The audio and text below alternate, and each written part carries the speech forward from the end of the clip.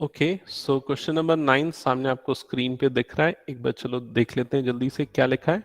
लिखा है find the lateral surface area of closed cylindrical petrol storage tank. Lateral या फिर सीएसए दोनों का मतलब सेम होता है, जो कि आपको फाइंड आउट करना है। तो फर्स्ट केस में आपको क्या फाइंड आउट करना है, CSA is equal to question mark. आगे उसका डिस्क्रिप्शन भी गिवन है, this tank is 4.2 metre in diameter and 4.5 metre in height. मतलब आपको डायमीटर डी गिवन है 4.2 मीटर, जिससे कि आपको रेडियस आर मिल जाएगा 2.1 मीटर, जिसको हम फ्रैक्शन में लिखेंगे तो बेटर होगा 21/10 मीटर। और हाइट ऑफ सिलेंडर ये भी गिवन है h 4.5 मीटर, इसको भी फ्रैक्शन में लिख लेते हैं, बेटर हो जाएगा 45/10 मीटर। कैलकुलेशन इजी हो जाएगा। तो इंपॉर्टेंट ये दो चीजें हैं, रेडियस और हाइट, जो दो चीजें हमको गिवन है। अब सीएसए का फॉर्मूला क्या होता है बताओ जल्दी से। CSA of cylinder, yes fast, 2πRH। Correct, 2πRH। Put करो और आंसर बताओ।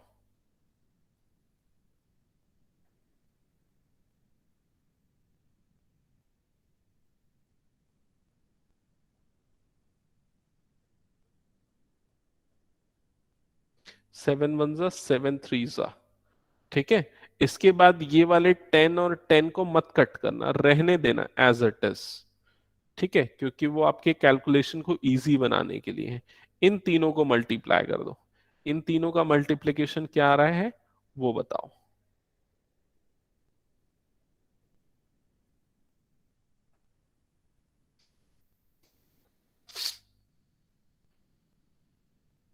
22 into 2 into 3 into 45। Sir 1980। 1980 Ishita का आंसर। और किसी का?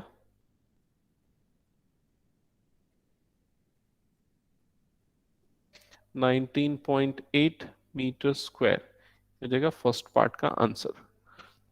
नो सर, कुछ अलग आएगा, मैं 3 से मल्टीप्लाई नहीं की थी। अच्छा,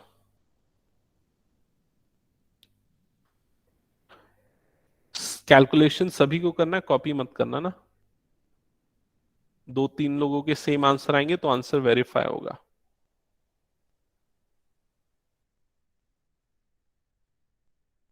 आदित्य,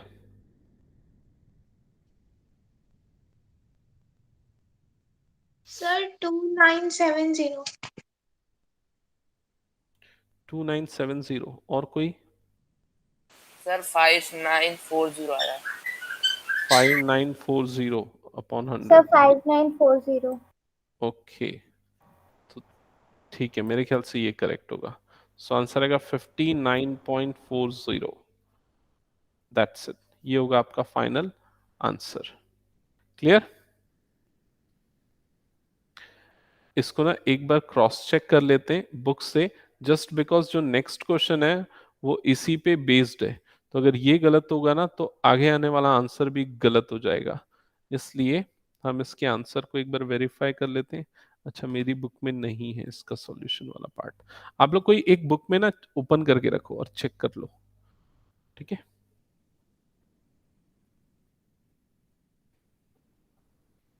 59.40। सर सही है। Okay, 59.40 metre square first part का आंसर। सेकेंड पार्ट पे आ जाते हैं हम। ठीक है, सेकेंड पार्ट में लिखा है how much steel was actually used. एक second,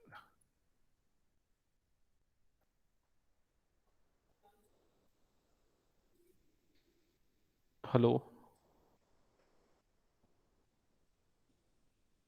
The screen is not visible. Just second भाई, ये हैंग हो गया है सिस्टम मेरा। हाँ, अभी आया क्या? Yes sir. Hmm. Yes, sir.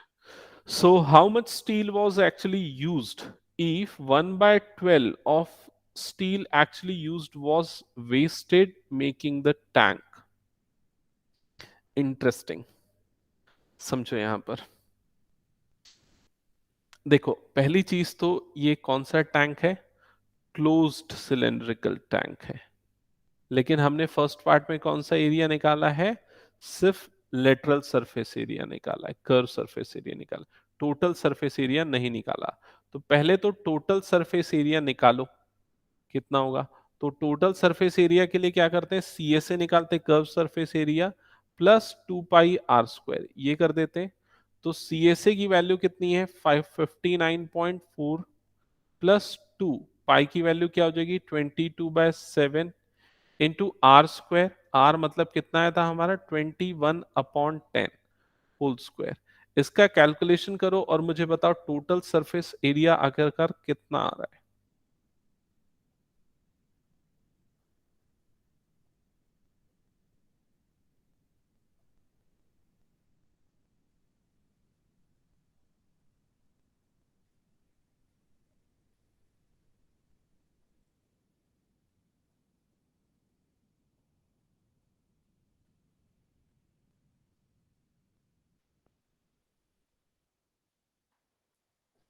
Sir, 392.04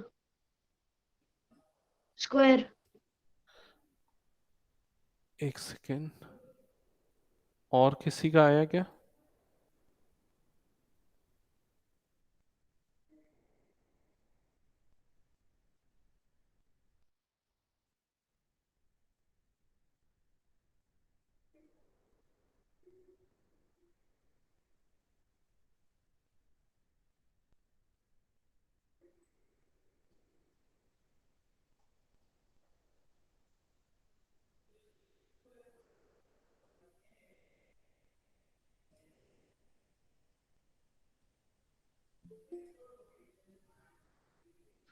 Sir, 823.284.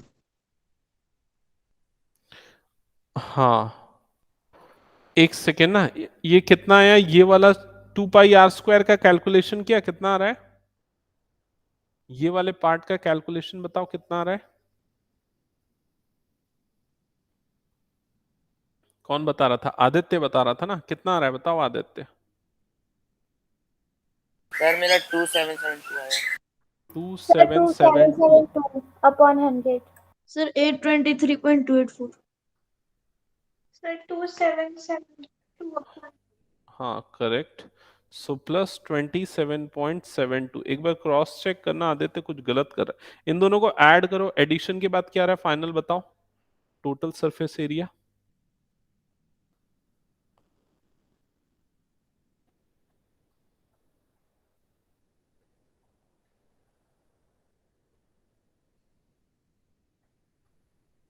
Sir, 87.12. 87.12। Okay, Ishita और Yes, Abhishek, sir. Gunjesh, okay 87.12 metre square, ये आ गया टोटल सरफेस एरिया। ठीक है, अब हम आ जाते हैं सेक्शन बी में। जो पार्ट बी में पूछ रहा है वो क्या बोल रहा है? बोल रहा है कि इतना एक्चुअल में टोटल सरफेस एरिया है उस टैंक को मैन्युफैक्चर करने के लिए। ठीक है, उस टैंक को एक्चुअल में बनाने के लिए इतने स्टील की जरूरत है। ठीक है, लेकिन इतने स्टील की जरूरत है, लेकिन 1/12 पोर्शन जो है ना वो वेस्ट हो जाता है। तो कितना यूसेज, कितना लग रहा है? ठीक है, कितना स्टील एक्चुअल में लगेगा?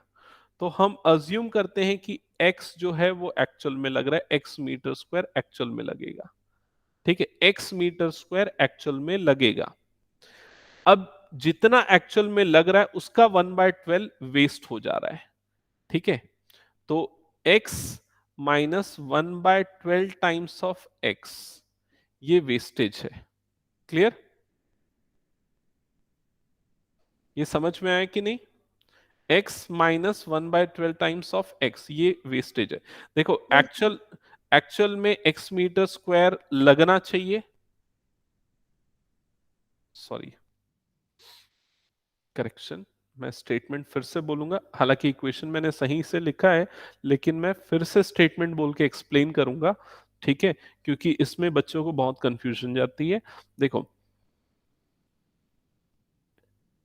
x मीटर स्क्वायर स्टील उसको लगा, उसने यूज किया। अब ये जो x मीटर स्क्वायर स्टील जो जरूरत पड़ी उस टैंक को बनाने के लिए, उसमें वेस्टेज भी इंक्लूडेड है। समझ में आ रहा है? x मीटर स्क्वायर में वेस्टेज भी इंक्लूडेड है, और आपको ये निकालना यही है कि जो वेस्टेज के साथ जो स्टील की जरूरत पड़ी वो कितनी है, स्टील एक्चुअली यूज्ड, ये आपको निकालना है, जिसको हमने क्या अज्यूम किया, x अज्यूम किया है। ठीक है, तो x में से अगर हम वेस्टेज को हटा देंगे तो वेस्टेज कितना हुआ था, 1/12 ऑफ x, तो x माइनस 1/12 ऑफ x। ठीक है,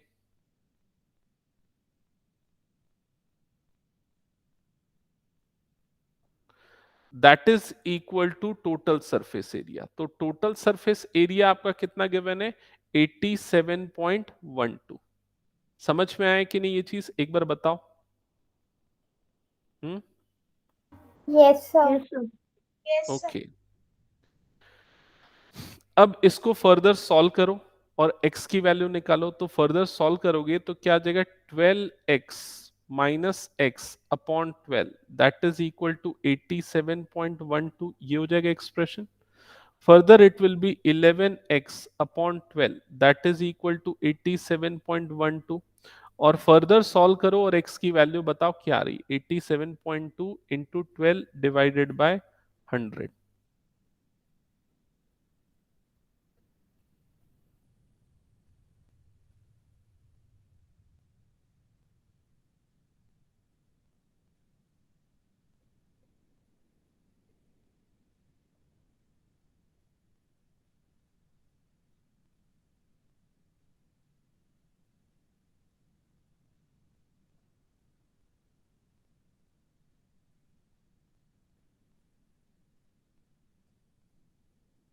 Sir, 95.04.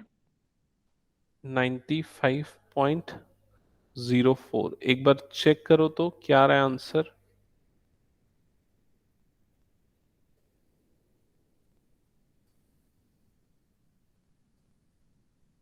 सर सही है। ओके, तो ये सबको समझ में आया कि नहीं, ये पूरा ये क्वेश्चन दोनों पार्ट, इसके सेकंड पार्ट में ही थोड़ा सा ट्विस्ट था। कोई डाउट है तो पूछ लो, अदरवाइज मैं इरेज कर रहा हूं फिर।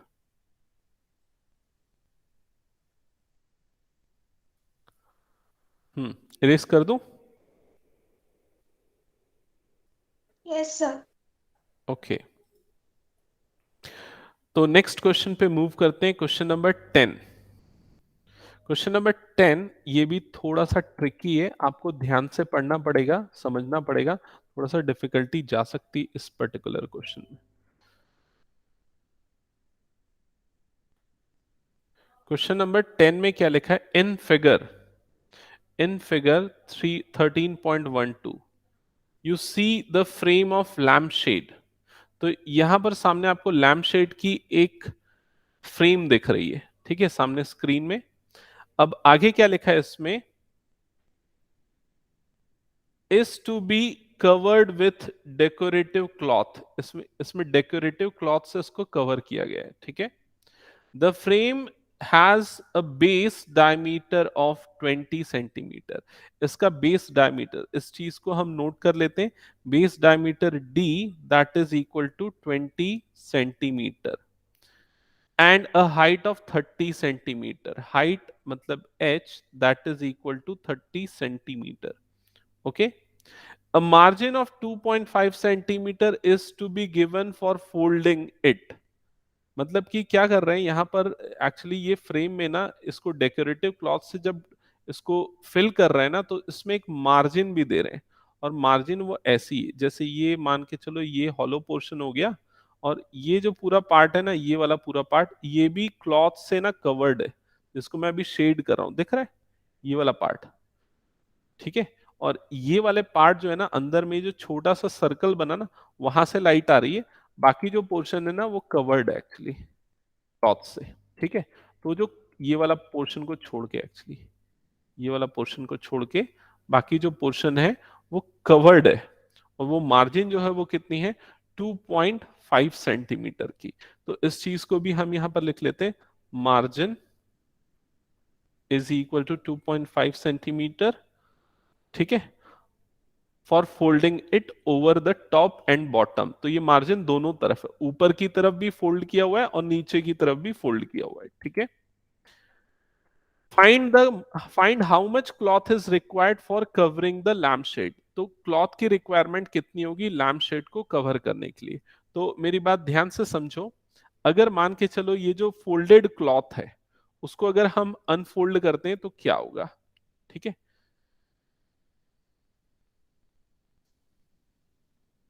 Just a second, pen.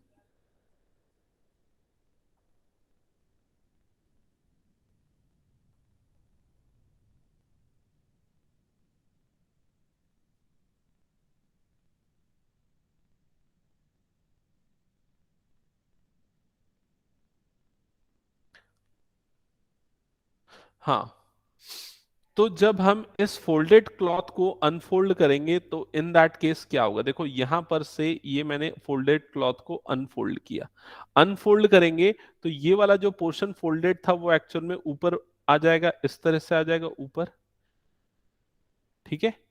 ऐसा कुछ वो क्लॉथ का पोजीशन हो जाएगा ऊपर से अगर अनफोल्ड करेंगे। अनफोल्डेड पोर्शन की जो हाइट होगी एक्चुअल में वो कितनी होगी, वो हो जाएगी 2.5 सेंटीमीटर, जो कि मार्जिन आपको यहां पर गिवन है, समझ में आया। सिमिलरली ऐसी ही अनफोल्डिंग हम नीचे की तरफ भी करेंगे, यहां पर भी हमने क्लॉथ को क्या कर दिया, अनफोल्ड कर दिया। तो अब ये जो अनफोल्डेड पार्ट बना उसकी भी हाइट एक्चुअल में अब कितनी हो जाएगी, 2.5 सेंटीमीटर, ये भी हो गया 2.5 सेंटीमीटर, समझ में है। और जो एक्चुअल हाइट थी उस फ्रेम की वो कितनी थी, 30 सेंटीमीटर, मतलब यहां से यहां तक की जो हाइट है ये कितनी है, 30 सेंटीमीटर है। क्लियर ये चीज। तो जब आपने क्लॉथ को अनफोल्ड किया तो एक सिलेंड्रिकल शेप बना क्लॉथ से, और जो सिलेंड्रिकल शेप बना उसकी टोटल हाइट कितनी हो गई, 35 सेंटीमीटर हो गई। जिनको समझ में आया एक बार बताओ, नहीं समझ में आया तो मैं दोबारा एक्सप्लेन करता हूं इस चीज को। नहीं आया तो एक्सप्लेन कर दूं दोबारा या आ गया। गुंजेश, इशिता, अनन्या, अभिषेक,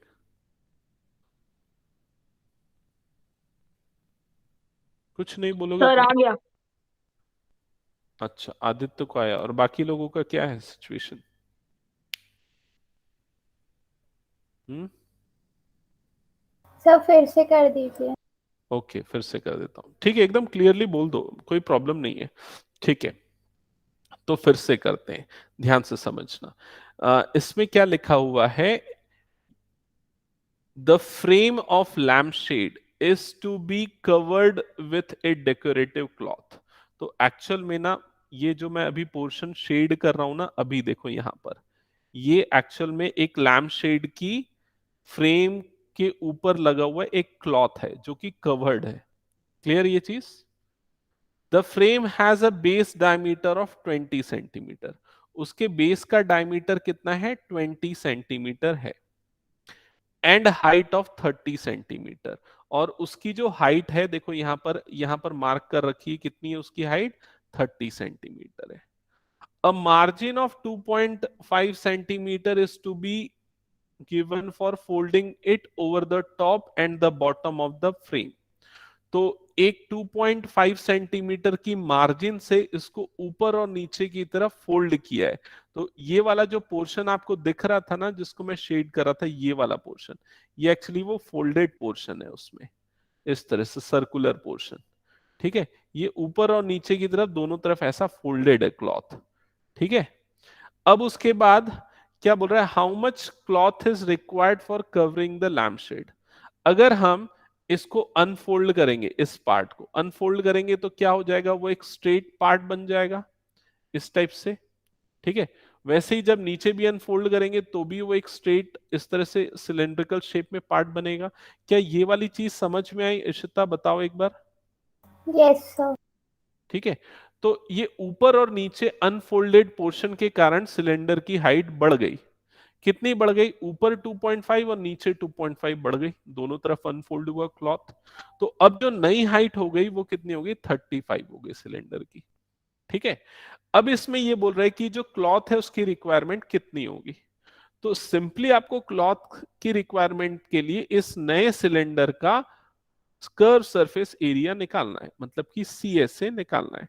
तो CSA का फॉर्मूला लगा दो, 2πRH, 2 की जगह 2, पाई की जगह 22/7, R के लिए यहाँ डायमीटर गिवन है जिससे R की वैल्यू 10 सेंटीमीटर आ जाएगी, तो R के प्लेस पे रखो 10।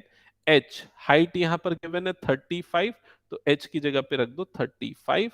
कैलकुलेशन करो, 7 1 जा 7 5 जा 35, 2 2 इंटू 22 दैट इज 44।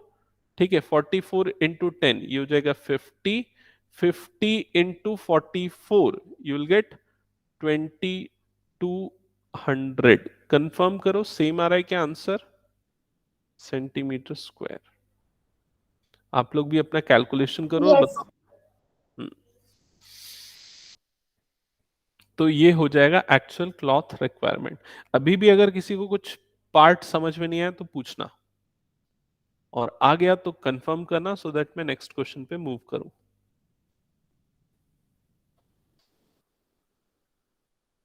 मूव करूं नेक्स्ट क्वेश्चन में। Yes sir. Okay, so question 10 हो गया। अब आते हैं क्वेश्चन नंबर 11 में।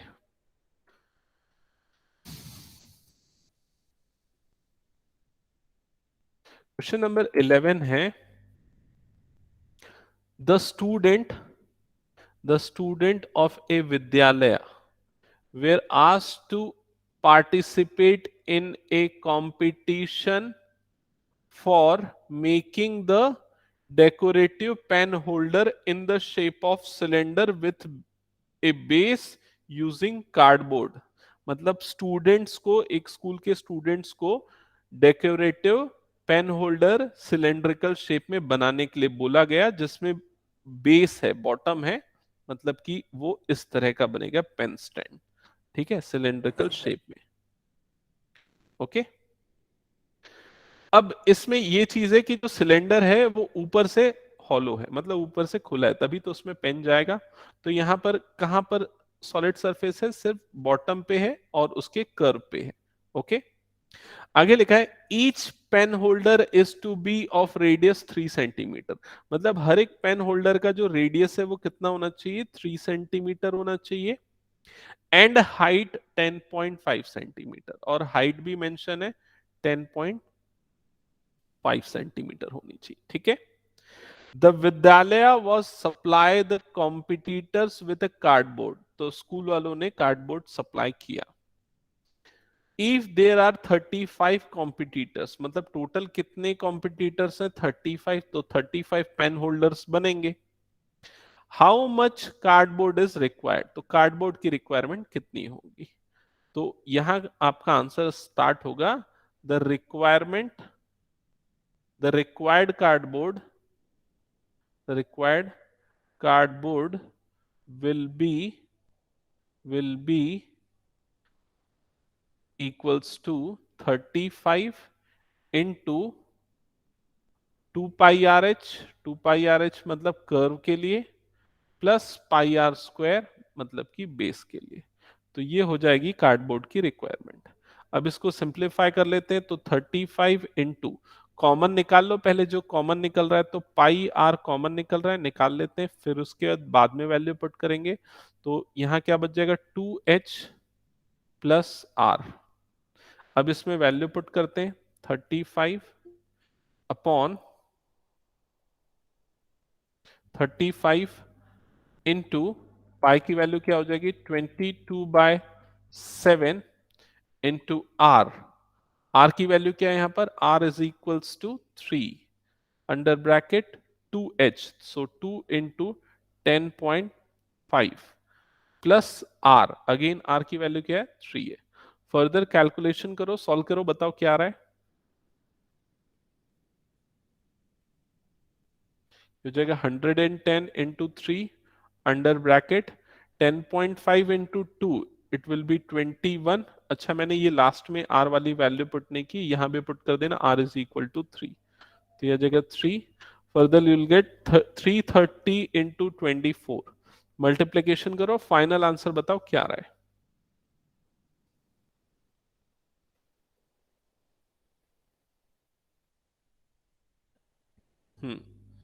कैलकुलेशन के बाद फाइनल आंसर बताना क्या आ रहा है।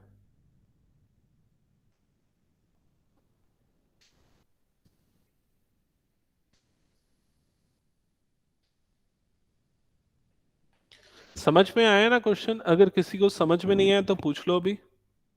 सर 7820। 7820 अभिषेक का आंसर। और किसी का?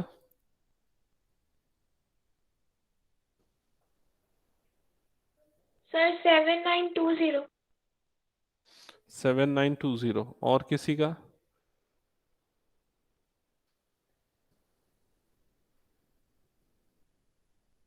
सर 7920। 7920 इशिता का भी सेम है। अभिषेक चेक कर, गलती मिली क्या? सर 79200। ओके 7920। सर एक ही, फिर एक और बार 0 आएगा। एक और जीरो आएगा। ठीक है, 2 जीरोस आ रहे हैं।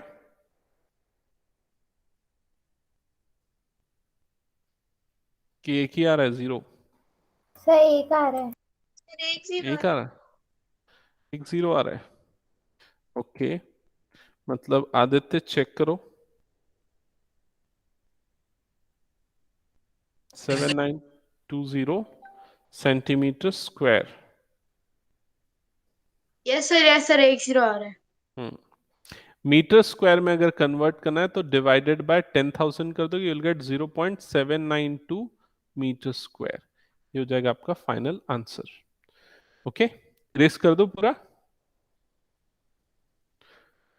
Yes sir. ओके, तो यहां पर कंप्लीट होता है सिलेंडर और उसका सरफेस एरिया। नेक्स्ट जो टॉपिक आता है वो है कोन।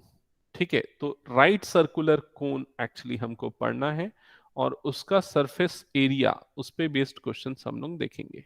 ठीक है, तो मैं यहां पर सीधे फॉर्मूले लिखा रहा हूं, फिर उसके बाद क्वेश्चन सॉल्व कराऊंगा।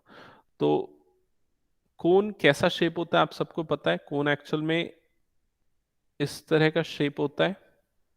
ठीक है, ओके, यहां सर पर जोकर हेड जैसा। हाँ, कैप ऑफ जोकर। और क्या क्या होता है? कोन, आइसक्रीम का भी कोन होता है और कई जगह पे होता है। ये कोन की स्लांट हाइट होती है, ये कोन की वर्टिकल हाइट होती है। स्लांट हाइट को एल, वर्टिकल हाइट को एच से रिप्रेजेंट करते हैं। और ये होता है कोन का बेस रेडियस आर। तीनों एक राइट एंगल ट्राइंगल फॉर्म करते हैं और इस वजह से इसमें पाइथागोरस रूल अप्लाई होता है। ठीक है, तीनों के बीच में रिलेशन जो है पाइथागोरस थ्योरम से डिराइव होता है। तो रिलेशन क्या होता है? L square is equals to h square plus r square. और जो इसका सी एस ए होता है, curve surface area of cone, that is pi are l. और जब हम इसका टी एस ए निकालते हैं तो वो सी एस ए मतलब पाई आर एल प्लस बेस के सर्कल का एरिया मतलब पाई आर स्क्वायर, इन दोनों के एडिशन से मिलता है। अगर इसको सिंप्लीफाई करना चाहें तो पाई आर कॉमन लेके एल प्लस आर लिख सकते हैं। तो total surface area, curve surface area और relation between L R H, ये तीनों चीजें आपको अच्छे से याद रहनी चाहिए। याद हो गया तो मैं आगे स्टार्ट कर दूं क्वेश्चन अब।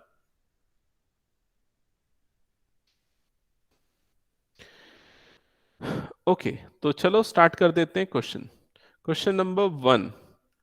दो तीन क्वेश्चन एक साथ ले लेता हूं, दो क्वेश्चन एटलीस्ट एक साथ कॉपी कर लेते हैं, एक साथ सॉल्व करेंगे एक एक करके। तो क्वेश्चन नंबर 1 क्या लिखा है? The diameter of base of A cone is 10.5 centimetre. तो एक कोन के बेस डायमीटर की वैल्यू गिवन है 10.5 सेंटीमीटर। ठीक है, एक सेकेंड ना, मैं फिर से क्लोज करके ऑन कर रहा हूं। फिर से मेरे इसमें प्रॉब्लम जा रही है, राइटिंग पैड में पेन सेलेक्ट नहीं हो रहा है।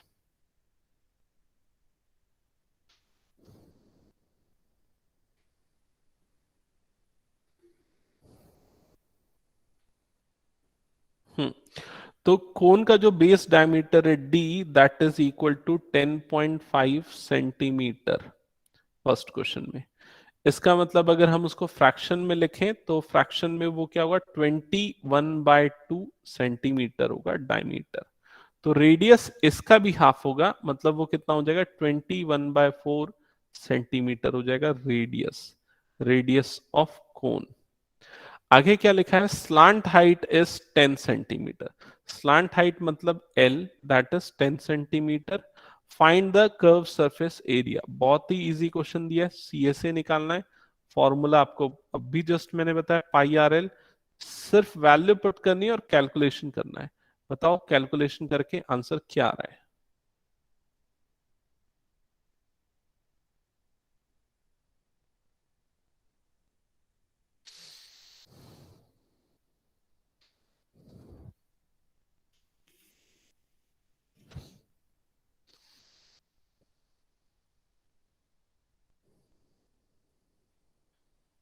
वन 165 आ रहा है क्या? कंफर्म करो एक बार। Yes sir. हम्म तो फर्स्ट क्वेश्चन हो गया सबका। सेकंड क्वेश्चन स्टार्ट करें। क्वेश्चन नंबर 2 इरेज कर रहा हूं फर्स्ट क्वेश्चन। सर एक मिनट। जल्दी बनाओ। और जिनका हो गया सेकंड स्टार्ट करो। सामने स्क्रीन पे सेकंड क्वेश्चन भी दिख रहा है।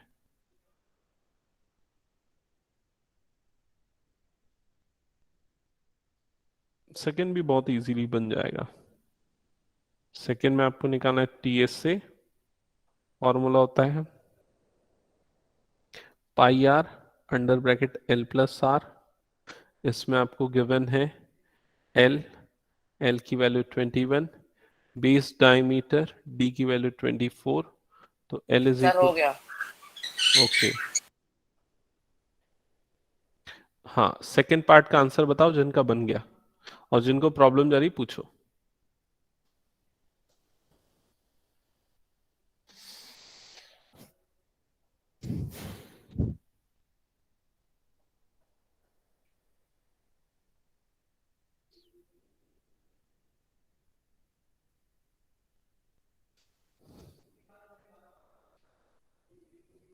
बना? आंसर बताओ अगर हो गया तो।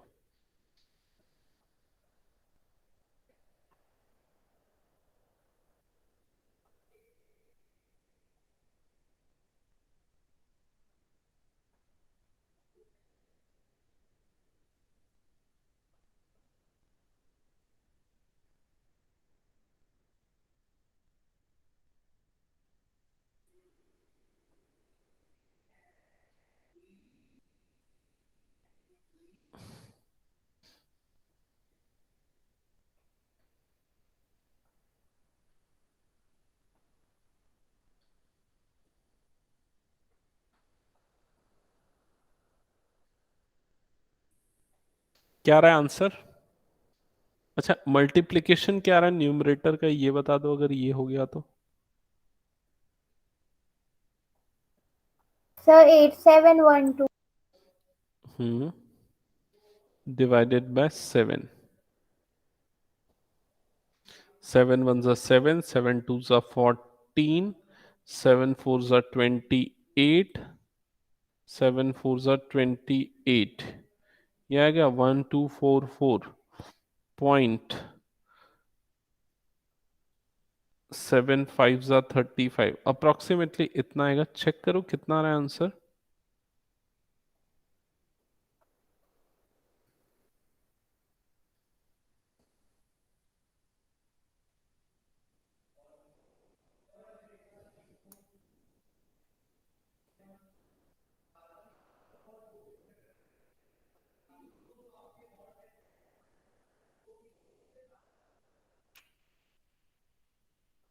आ रहा है क्या ये आंसर? बताना एक बार, कंफर्म करो। बहुत टाइम ले रहे हो सॉल्व करने में। Yes sir. Okay yes sir.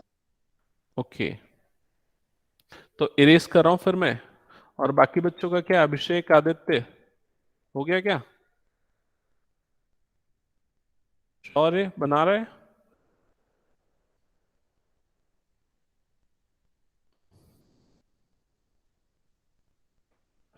Question number 3 पे आते हैं। क्वेश्चन नंबर 3 पे गिवन है सीएसए। देखो एक बार जल्दी से। क्वेश्चन नंबर 3 पे बोला CSA of A cone is 308 centimetre square. तो आपको CSA की वैल्यू गिवन है, यहां पर लिख देते हैं CSA का फॉर्मूला क्या होता है, pi are L, that is equal to 308। आगे लिखा है and slant height is 14। Slant height given है मतलब एल गिवन है, एल इज इक्वल टू 14। दोनों चीजें सेंटीमीटर वाली यूनिट में है। Find the radius of the base. Radius of the base मतलब R is equal to question mark and total surface area of cone TSA is equals to question mark. ठीक है, तो क्या करेंगे, सबसे पहले pi are L is equal to 308 given है, pi की जगह पे 22/7, R as it is, L के प्लेस पे 14, दैट इज इक्वल टू 308। ये 7 1 7 2 14। Further you'll get r is equal to 308 upon 2 into 22। 2 से डिवाइड होगा 2 1 5 4, फिर 2 से डिवाइड होगा 2 7 2 7 ठीक है, फिर 11 से डिवाइड हो जाएगा 11 7 रेडियस 7 आ रहा है क्या, कंफर्म करो।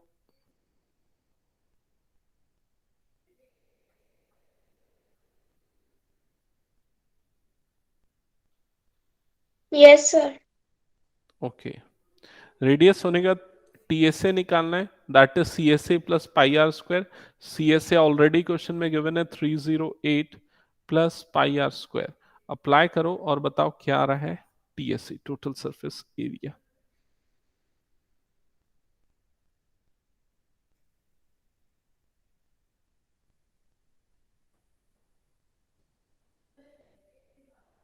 गुंजेश बना रहा है कि नहीं बना रहा है?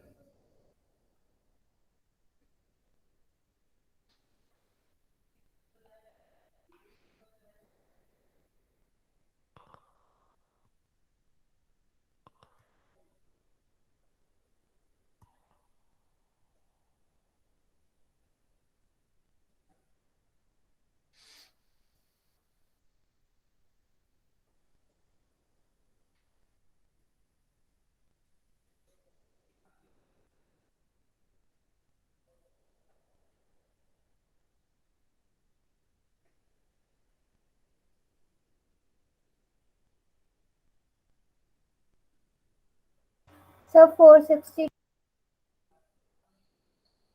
460 इशिका का, और की 462 642.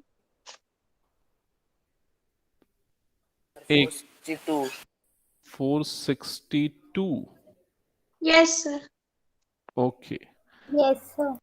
ओके ठीक है, तो क्वेश्चन 3 भी हो गया, इरेज कर देता हूं। नेक्स्ट क्वेश्चन पे मूव करते हैं, question number 4।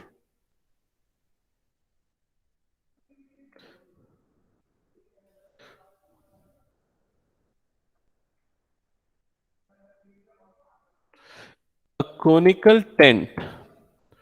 A conical tent is 10 meter high and the radius of base is 24 meter. तो एक कोनिकल टेंट है, हम एक काम करते हैं, एक कोन बना देते हैं। सपोज ये हो गया वो कोनिकल टेंट, ठीक है। अब इस कोनिकल टेंट की हाइट आपको गिवन है, इस कोनिकल टेंट की हाइट कितनी है, 10 मीटर, मतलब कि h की वैल्यू 10 मीटर है ना। जब तक उसने स्लांट मेंशन नहीं किया मतलब हम उसको क्या लेते हैं, h लेते हैं, हाइट लेते हैं, ठीक है। And radius, radius 24 metre, r is equal to 24 metre. Find slant height, आपको स्लांट हाइट निकालना है। तो मैंने स्टार्टिंग में ही बताया था, तीनों के बीच में रिलेशन क्या है, l square is equal to h square plus r square, Pythagoras theorem. So l square is equal to h मतलब कि 10 square plus r that is 24 square. Further l square is equal to 100 plus 24 का square, किसको किसको याद है बताओ तुरंत, किसी को याद नहीं है 24 का स्क्वायर? अभी मैं बता रहा हूं, याद रखना 24 का स्क्वायर होता है 576। दो चीजों के स्क्वायर याद रखो, 24 तीन चीजों के, 24, 25, 26। 24 का स्क्वायर होता है 576, 25 का स्क्वायर होता है 625, 26 का स्क्वायर होता है 676। तो ये दोनों के स्क्वायर थोड़े थोड़े मिलते जुलते रहते हैं, याद रह जाएंगे 24 और 25 के, इसलिए मैं सोचा याद होगा आप लोगों को। ठीक है, ओके। तो इसके बाद फर्दर एल स्क्वायर की वैल्यू कितनी हो जाएगी, दोनों का एडिशन करो, यूल गेट 676। तो देखो 26 के स्क्वायर का भी यूज हो गया, तो एल की वैल्यू कितनी आ जाएगी 26 मीटर। समझ में आया कि नहीं, याद रखना है ये चीजें जो अभी मैंने बताई, ये तीन स्क्वायर्स। ओके, किसी का कोई डाउट तो पूछो, अदरवाइज कोई डाउट नहीं तो नेक्स्ट क्वेश्चन, नेक्स्ट पार्ट पे जंप करो।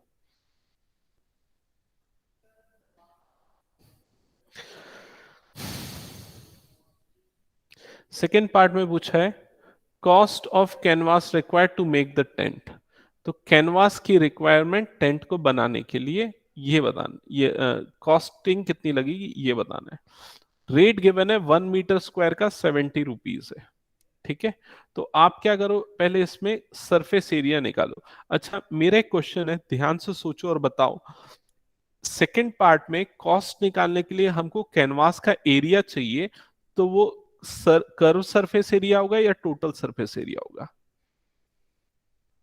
क्वेश्चन सेकेंड पार्ट में कॉस्ट निकालने के लिए जो एरिया चाहिए रहेगा वो हम कौन सा एरिया लेंगे, टोटल सरफेस एरिया या curved surface area? Sir curve surface area. Okay, Ishita बोल रही कर्व्ड सरफेस, बाकी लोगों का क्या आंसर है? बाकी लोगों का आंसर नहीं आ रहा है। Sir curve surface area. Correct, obvious है कर्व्ड सरफेस एरिया लेंगे, क्योंकि टेंट हम बना रहे हैं तो कैनवास की रिक्वायरमेंट फ्लोर पे तो होगी नहीं, तो वो कहां पर होगी, सिर्फ कर्व सरफेस पे होगी। तो हम यहाँ पर CSA का कैलकुलेशन करेंगे, फिर उसके बाद उसको रेट से मल्टीप्लाई कर देंगे। तो CSA होता है पाई आर एल, इसमें पाई की वैल्यू 22/7, आर के प्लेस पे आ जाएगा 24 और एल के प्लेस पे आ जाएगा 26। कैलकुलेशन करो और मुझे बताओ। अच्छा, डिवाइड मत करना, फ्रैक्शन में रहने देना CSA की वैल्यू को। क्यों फ्रैक्शन में रहने देना बोल रहा हूं, क्योंकि ये चीज देखो यहाँ पर जो रेट है वो 70 है, तो बाद में वो डिनोमिनेटर वाला 7 कट जाएगा, इसलिए पहले से उसको पॉइंट में मत लाओ, नहीं तो कैलकुलेशन बढ़ेगा बिना मतलब के।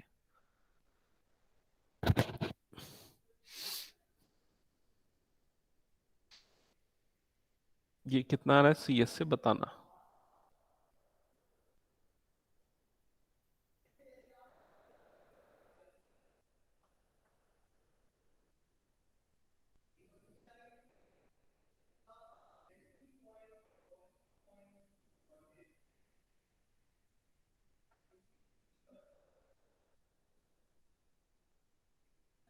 सर 13728। 13728 अपॉन 7।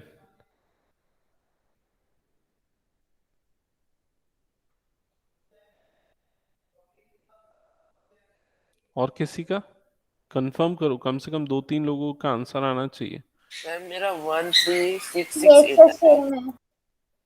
अच्छा, अभिषेक का अलग आ रहा है, अभिषेक क्रॉस चेक करना, कहीं गलती किया होगा मल्टीप्लिकेशन में। ठीक है, इसके बाद हम क्या करेंगे, ये होने के बाद यहां हमने लिखा कि cost of canvas for 1 metre square is ₹70। तो 1 मीटर स्क्वायर का रेट 70 रुपीज है, लेकिन हमारे केस में कितना मीटर स्क्वायर है, 13728 अपॉन 7। तो उस एरिया को मल्टीप्लाई कर देंगे रेट से 70 से, और फिर उसके बाद ये 7 वन जा 7 टेन सा, फर्दर मल्टीप्लाई करोगे तो 137,280, ये हो जाएगा आपका फाइनल आंसर। 1 मिनट रुको, तो हाँ करेक्ट है, एक बार चेक करना तो आंसर फाइनल क्या आ रहा है पीछे बुक में।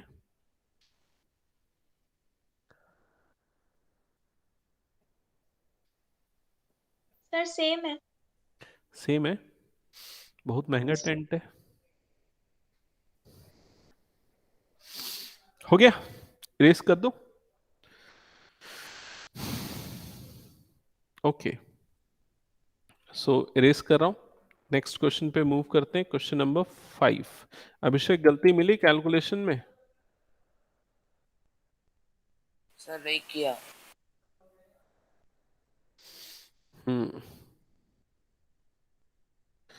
Question number 5। क्वेश्चन नंबर 5 में लिखा है what length of tarpaulin, tarpaulin एक मटेरियल है, tarpaulin 3 meter wide will be required to make conical tent of height 8 meter। तो एक टारपोलिन की शीट है, एक काम करते हैं, मैं यहां पर अज्यूम कर लेता हूं कि ये टारपोलिन की शीट है, ठीक है। तो इस टारपोलिन की जो शीट में इसकी विड्थ गिवन है, कितनी है इसकी विड्थ? 3 मीटर, ये फिक्स है इसकी विड्थ, ठीक है। इसकी लेंथ जो है ना वो पता नहीं है हमको, ठीक है। आपको इसकी लेंथ फाइंड आउट करनी है, लेंथ एल, क्योंकि बोला ना what length of tarpaulin of 3 metre wide will be required to make a conical tent. तो इससे हम क्या बना रहे हैं? इससे हम बना रहे हैं एक कॉनिकल टेंट, मतलब इससे एक कोन बना रहे हैं इस तरह से, ठीक है।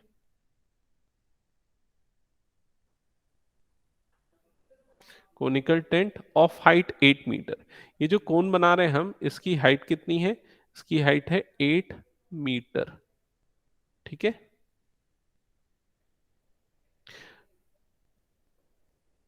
एंड बेस रेडियस 6 मीटर, और इसके बेस का रेडियस कितना? 6 मीटर, तो r is equal to 6 metre, okay. assume that the extra length of material that will be required for stitching margin and wastage in cutting is approximately 20 centimetre. तो इसने क्या assumption लिया कि जो extra length use हुई है cutting margin और stitching के लिए वो कितनी है? 20 सेंटीमीटर। मतलब जो भी लेंथ आएगी उसमें हम क्या कर देंगे? Extra margin 0.2 metre add on कर देंगे, ठीक है। तो ये वाला कटिंग मार्जिन स्टिचिंग के लिए यूज हुआ, और जो rest of the place, rest of the sheet है वो पूरी किस लिए यूज हुई है? इस कोन को बनाने में, ठीक है। तो ये जो शीट का जो रेस्ट ऑफ द एरिया है वो एक्चुअली क्या किसके इक्वल होगा? इस कोन के कर्व सरफेस एरिया के इक्वल होगा। क्या ये चीज समझ में आया? Area of this sheet is equals to CSA of cone, ये हो जाएगा। सो एरिया ऑफ शीट क्या हो जाएगा? L into b, length into breadth, मतलब L into 3, that is equal to CSA of cone. तो ये हो जाएगा 3L is equals to CSA of cone क्या होता है? Pi are l. अब L की वैल्यू यहां पर आपको निकालनी पड़ेगी। कैसे निकालेंगे? L square is equals to h square plus r square. बताओ L की वैल्यू क्या आएगी?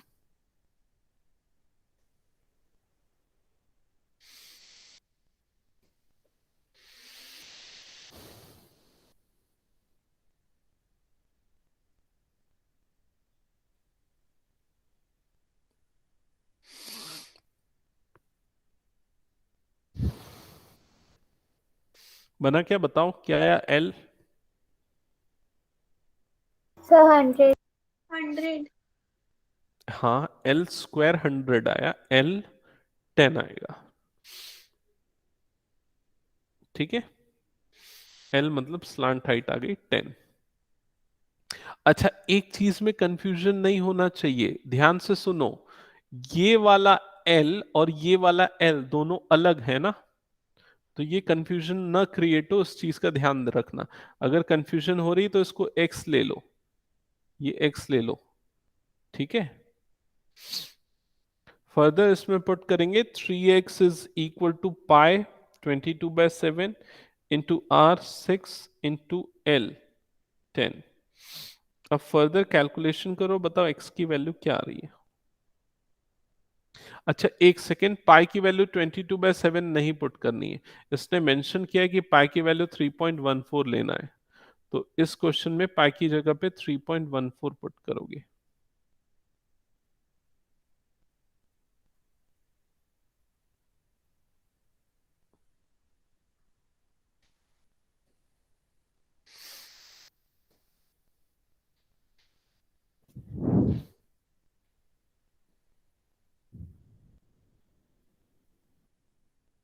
क्या आ रही है x की वैल्यू बताना।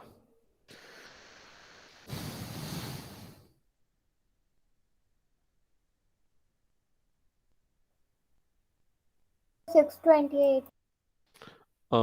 Six sir 62 62.8।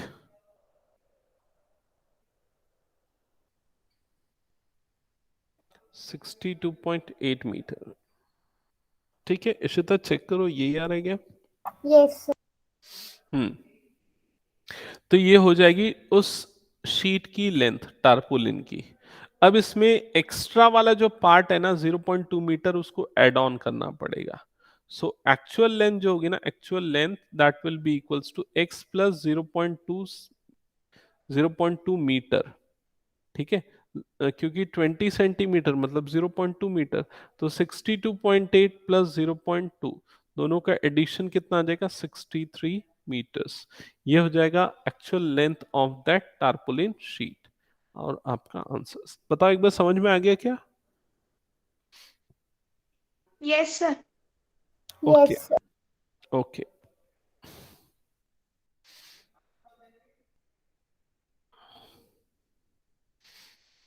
कौन सा क्वेश्चन बनाया अभी हमने, नंबर 5।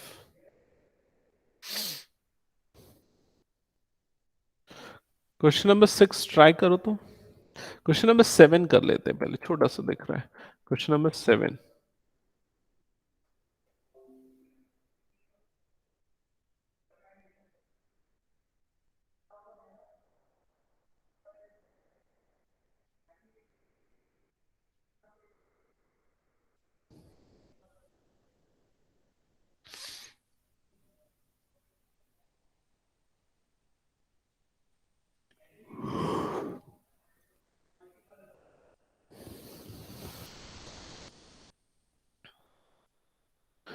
जोकर की कैप है, राइट सर्कुलर कोन के फॉर्म में है, रेडियस गिवन है सेंटीमीटर में, हाइट गिवन है सेंटीमीटर में, एरिया ऑफ रिक्वायर्ड शीट निकालना है टू मेक सच 10 कैप्स। बताओ आंसर क्या आ रहा है।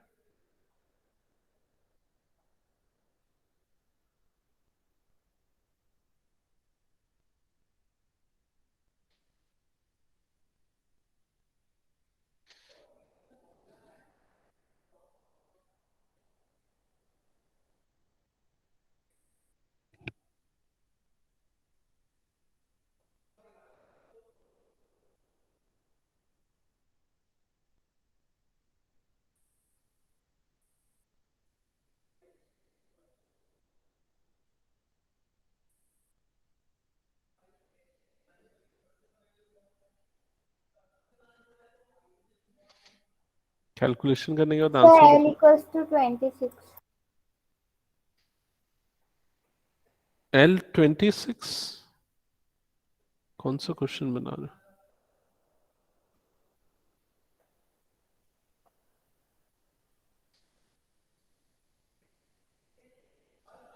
अच्छा, L निकालना पड़ेगा, हाँ करेक्ट करेक्ट करेक्ट करेक्ट। ये चीज तो मैंने ध्यान ही नहीं दिया।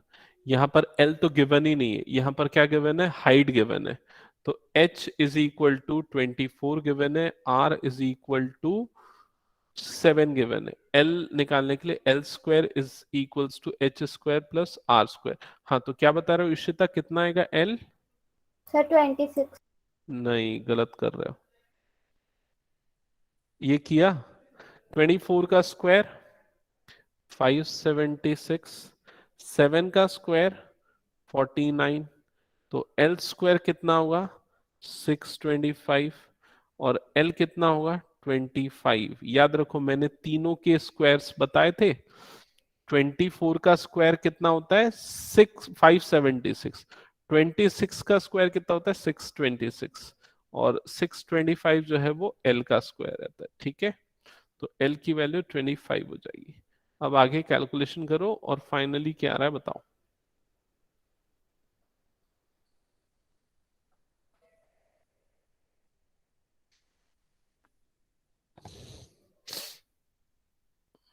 हम्म आया किसी का आंसर। सर 5500। 5500।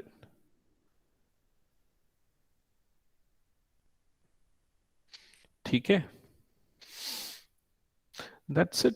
आई थिंक आज की क्लास हम यहीं पर स्टॉप करते हैं। क्वेश्चन 7 तक हुआ है, क्वेश्चन नहीं 6 बचा है और 8 बचा है। ये 2 क्वेश्चंस बचे हैं, नेक्स्ट क्लास के लिए टिक कर देता हूँ 6 एंड 8। फिर उसके बाद हम नेक्स्ट टॉपिक स्टार्ट कर देंगे। ठीक है, किसी को कुछ डाउट है, कुछ पूछना है तो पूछ सकते हो, अदरवाइज मीटिंग लीव कर सकते हो। Thank you.